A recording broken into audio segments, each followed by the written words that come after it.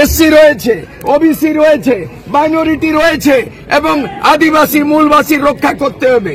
আমি জানি ইতিহাসের কথা কি 1905 সালে যখন এখানে বাঙ্গাল একটা রাজ্য হিসাবে হয় তখন বঙ্গভঙ্গ হয়। 1900 বঙ্গভঙ্গ করে 1905 সালে এই অস্তিত্বতে এলো পশ্চিমবঙ্গ রাজ্য। 1912 সালে এই বঙ্গ থেকে বাঙ্গাল থেকে এটা আলাগ হয়ে গেল বিহার, আর তারপরে বঙ্গ থেকে 1936 সালে উড়িষ্যা হলো। তাহলে বিহার বিহারিদের হলো, আর উড়িষ্যা উড়িয়াদের হলো, আর বাঙ্গাল বাঙালিদের হলো। কীর্তিবাস কর্মকার এটা গান গেয়ে বলেছেন কি বাঙালি যদি নাই বাঙালি, উড়িষ্যায় যদি নাই উড়িয়া, আর বিহারে যদি নাই বিহারি, তাহলে আমরা ঝাড়খন্ডে কি উপরলে টপকিলি? বলো তো। এইগুলো নিয়ে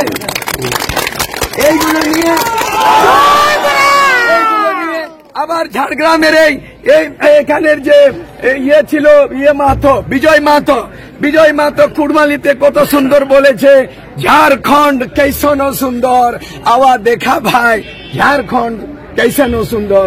শাল মহল পিয়াল বন, উড়ুই উড়ুই করই মন, তাল গাছে বনাই হলো ঘর গো, ঝাড়খণ্ড कैसनो সুন্দর।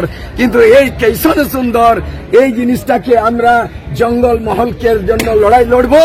আর সূর্য সিং বেসরাকে নির্বাচিত করুন।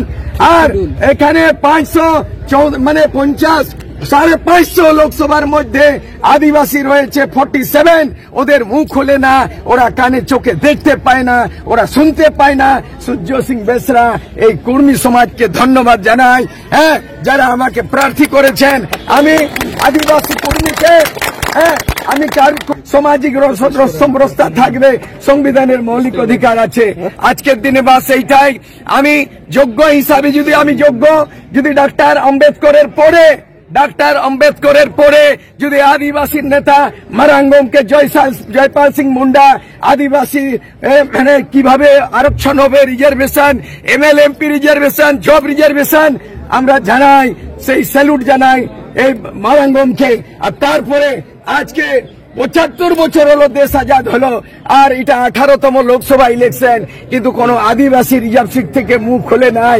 জিতেছে নিশ্চয়, সিপিএম তে জিতেছে, কংগ্রেস জিতেছে, টিএমসি জিতেছে, কিন্তু আদিবাসী মূলবাসীর কথা কোনদিন পার্লামেন্টে রাখতে পারলে। দাদা এইবার আপনারাকে বলবো, এখানে আছে দুটাই ফুল। এই নির্বাচন ক্ষেত্রে এখানে দুটার পার্টির এই দুটাই ফুল। মা বোনরা ভোট দিবেন, নাই করবেন এইবারে ভুল। একটা হইল বিজেপি, একটা টিএমসি, আর দুটাই পার্টি দুটাই ফুল। ভোট দিবার সঙ্গে আপনারা নাই করবেন ভুল। সূর্য সিং বেসরা সূর্যকে, উদয়মান সূর্যকে ভোট দিয়ে সূর্যকে প্রণাম করে এই ধাত্রী সূর্যকে জিতা।